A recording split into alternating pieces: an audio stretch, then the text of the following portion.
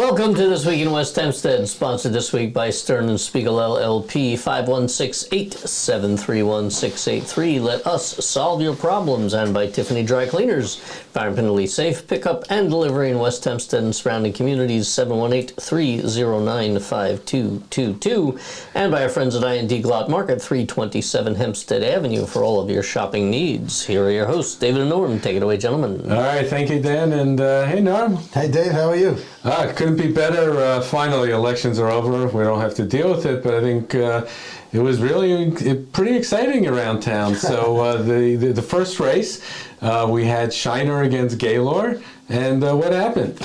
Oh, so Gaylor won by a significant amount, although I have to say Scheiner did make a good showing. He ran a professional campaign. He put a lot of effort into it. Gaylor's been around for a long time. He's been mainly Lynbrook-centric, right? So with the redistricting, he came into West Hempstead, taking over for John Giuffre. But he's a seasoned guy and, a former Army officer and a really good player. So, just looking at the numbers, Bill Gaylor won pretty much 60-40. Right. So, that was pretty significant, and I think 40% saying that those were Democrats and they were voting against party lines, may or may not be realistic.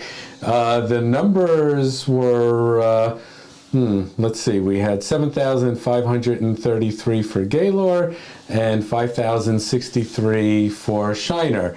So doesn't sound like a pretty big turnout, right? No, the turnout was awful. I mean, we're talking about a turnout of around 20% on a county-wide basis. So people don't come out for, it's not a big election time. It's an off-season, so yeah, it's pretty poor. Yeah, I've been banging the drum about turnout as I did with the school elections. Our best guesstimate right now is there's 40 to 50,000 people in this new District 14. And that's 12,000 people that voted. I mean, 25% maybe. It ain't great. Well, you know what? I think we'll just have to wait for the official stats to come out, and then we'll share that with everyone. Regardless, it was just, a low turnout, as usually happens with this type of limited candidates who were out there. And I think right now may be a good time for us to take a quick break. Tiffany Dry Cleaner is ready to handle all your cleaning, laundering, and dry cleaning needs. We offer free pickup and delivery Sunday to Friday in all communities. Give us a shout. All right, and welcome back. So Dan, one of the things that we discovered almost accidentally was, we go to vote, and apparently we weren't in the Gaylor-Scheiner district, and who knew? Certainly we didn't, because we were like, oh my God, how come they're not listed here? Yeah, so in fact, Dave and I went in to vote right after we interviewed the candidates that I hope you watched the video of. We go in for early voting. I get my ballot. Dave gets his ballot. I go ahead and just run mine through the machine after voting, and Dave's like, wait a second, why do I have Giuffre on this ballot? So we actually called some of the workers over. They called the Central Board of Elections or whatever, and I guess I hadn't looked at the map carefully enough. We're not in that district. The way it's another one of these weird gerrymandered, so right. Basically I think it was at Wilson Street or something around there. It cut off, and everything sort of north of there is still in Giuffre's district, which is the 8th. I don't think I'll ever understand how they figured this stuff out. Forget about that, how they redistrict is insane. And actually, Dan was the one, not the people at the elections who solved it. He took out his phone, we looked at the map, and we saw that we were literally at the cutoff.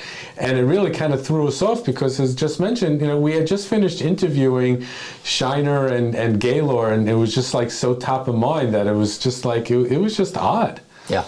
And by the way, I heard from other people that there was confusion as well, only maybe because the focus of the election was more on Gaylor and Scheiner for whatever reason.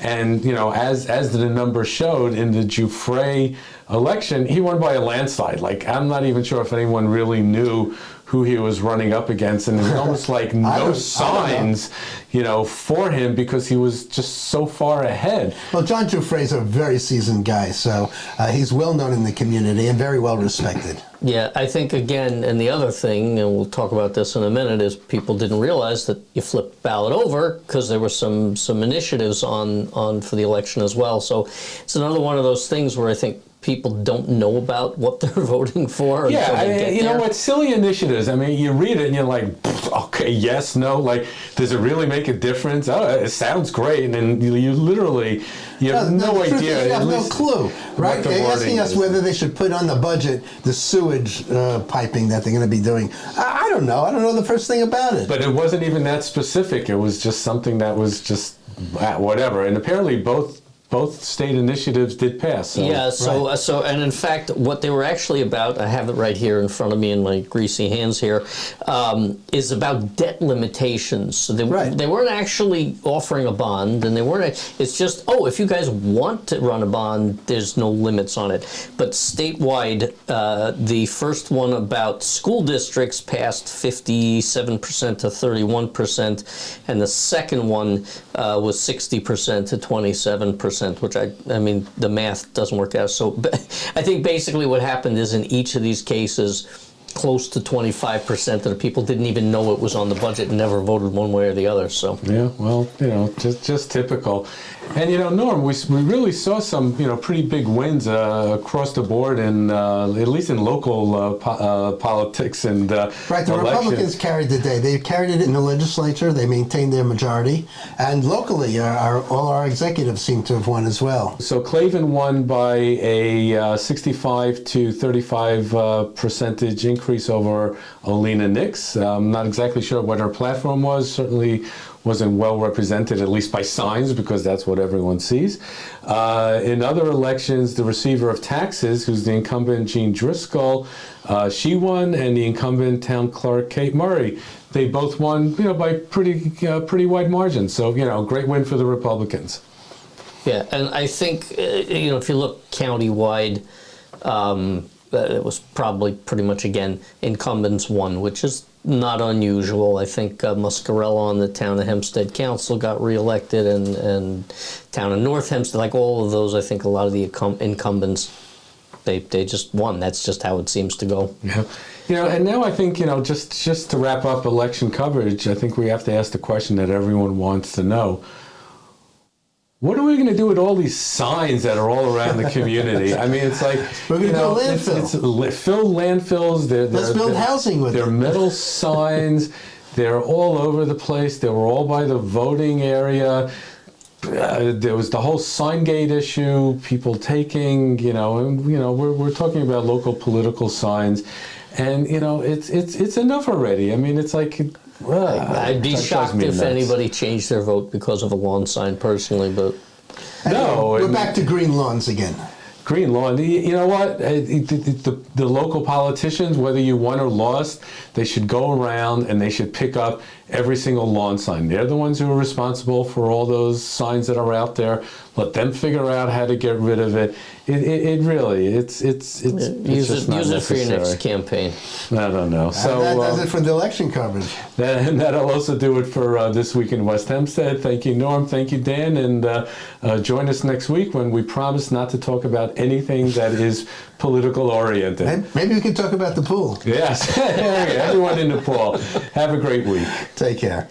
Thanks for watching, everybody. If you'd like to sponsor our program, much like IND Glot Market and Stern & Spiegel and Tiffany Dry Cleaners, please reach out to us at sales@westhempsteadecho.com.